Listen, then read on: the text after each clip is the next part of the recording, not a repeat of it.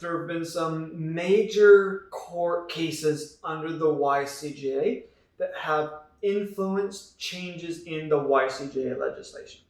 One of these cases is R versus DB, and so when we're dealing with youth court cases, we virtually always only see their initials. Where we might see their full name is where they have been sentenced as an adult and the court deemed that the young person's name could be released as part of that adult sentence. So sometimes a youth can be sentenced as an adult, but defense counsel can make an argument, and it's on the balance of probabilities, it's defense counsel's responsibility of showing this to be the case, that the release of that young person's name would threaten the public or would fail to be helpful in rehabilitating this person and then helping to protect the long-term safety of the public. So in R versus DB, this was where a fight ensued in a mall in Ontario, and DB knocked the victim to the ground, punched that victim, and the victim died of their injuries. This is where, as I just alluded to,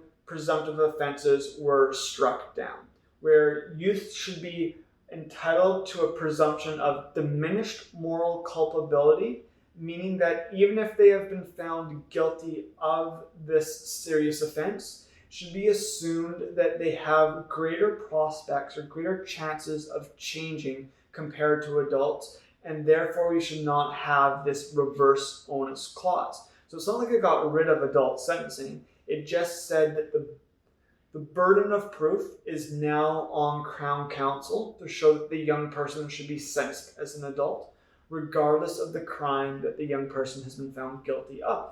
One of my very favorite justices is Justice Abella because she's very attuned to the value of social science, and obviously I'm kind of biased since I'm a social science researcher, but it's always nice to see judges taking a look at what research says.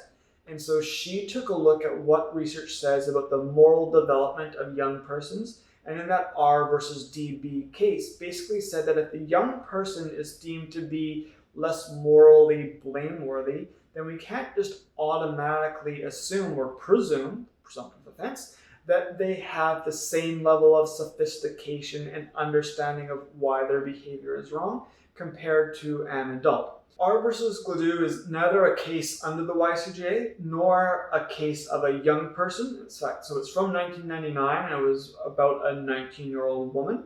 But the decisions made in this case had implications for the procedures used under the YCJA. Often when we're looking at these particularly notable cases, they're notable in part because they involve especially serious offenses.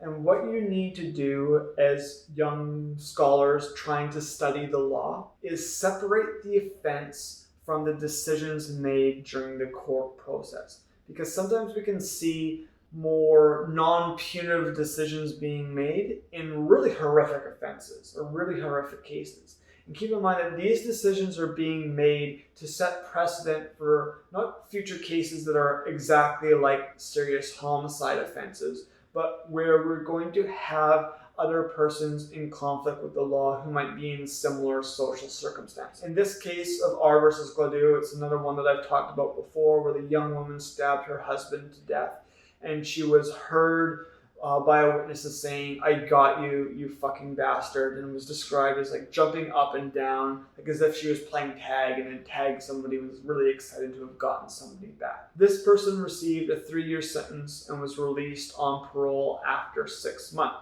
And so people can, and I understand why, can be kind of upset or angry at maybe viewing this as not a particularly proportionate punishment. The key aspect of this case is not the sentence length.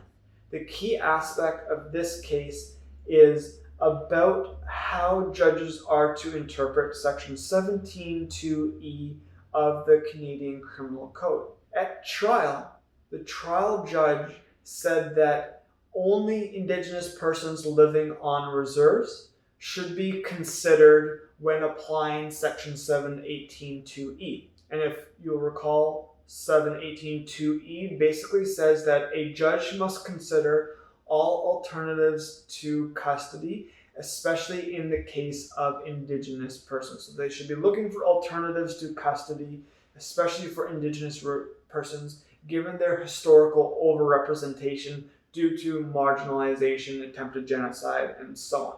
So the Supreme Court of Canada ruled that no, this aspect of the criminal code applies to all Indigenous persons. It's not like only those persons living on a reserve have been negatively impacted by colonialism. All Indigenous persons have been impacted, and especially if we look at Indigenous persons who are living on the downtown east side, they might be especially impacted by the past injustices that we'll talk about in a couple of weeks. So the take-home message in R versus Gladue is that under the YCJA, these Gladue reports need to be completed for all Indigenous persons, not just those who are living on reserves. R versus BWP was a case from 2006 where BWP killed a man during a fight, basically put a billiards ball into a sock and then swung it around and hit the victim a couple of times. And again, one of those very serious offenses where we need to separate the act from the decision and the rule of law. And in this case, the court ruled that general deterrence could not be used as a sentencing principle under the YCJA. So one youth's crime should not result in them basically taking responsibility for all youth involved in crime. We should not penalize this person more strongly solely to try and deter other persons from wanting to commit a crime. And basically the Supreme Court of Canada looked at the YCJA and said, like, there are no aspects of the word deter or deterrence under the declaration principles of the YCJA. Deterrence is not listed as a purpose or principle under Section 38. It's not even included in the list of particular sanctions to be used under Section 42. So declaration principle, Section 3.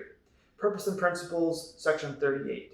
Particular sanctions under the YCJA, Section 42. The omission of general deterrence under these sections should be seen as purposeful.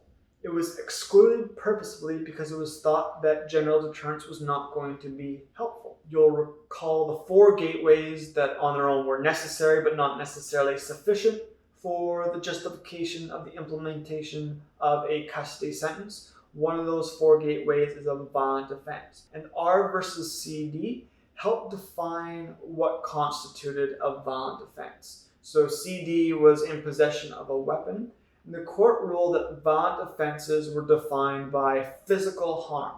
So it created a much narrower definition of the scope of a violent offense. Weapons carrying could not be considered a violent offense. Uttering threats or acting recklessly, these could not be used to justify a custody sentence under the YCJA. CDK was basically heard at the same time as R versus CD, no relation between the two. Here, it was a case of dangerous driving, and again, it was because the dangerous driving did not actually directly involve bodily harm, nor the intent to cause harm, therefore a custody sentence could not be used.